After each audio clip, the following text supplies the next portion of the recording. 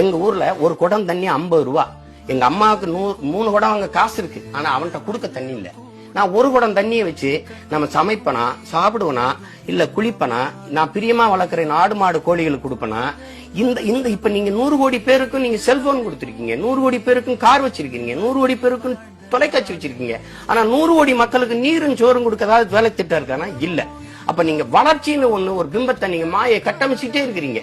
இந்த வளர்ச்சியை பத்தி பேசுகிற இடத்துலதான் பல லட்சக்கணக்கான குழந்தைகள் ஊட்டச்சத்து இல்லாம சோகை நோய்பட்டு இப்படி இருக்கிறார்கள். பாருங்கள், இந்த குழந்தையை காப்பாற்ற உங்கள் குழந்தை போல ஊட்டமாக வளர ஏதாவது உதவுங்கள் அப்படின்னு தொண்டு நிறுவனங்கள் அறிவிப்பு.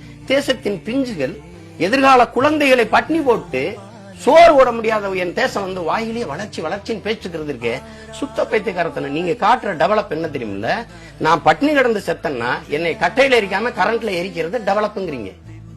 கல்விக்கு இயங்காத மாணவன், வேலைக்கு அலையாத இளைஞன், இதுதான் என் கனவு இந்தியான்னு பகத்சிங் இந்த முழக்கத்தை வச்சது அடிமை இந்தியாவில. விடுதலை பெற்று 70 ஆண்டுகள்ல இன்னும் இதுக்கு தீர்வு இல்ல. இப்ப நீங்க வளர்ச்சின்னா எது வளர்ச்சி? எந்த மாதிரியான வளர்ச்சி நீங்க கட்டமைக்கிறீங்க? நீங்க மீத்தேன் எடுக்கிறது யாரு? ஹைட்ரோ கார்பன் எடுக்கிறது தனிப்பெரும் முதலாளிகளின் வளர்ச்சியை நீங்க பேசுறீங்க. நீங்க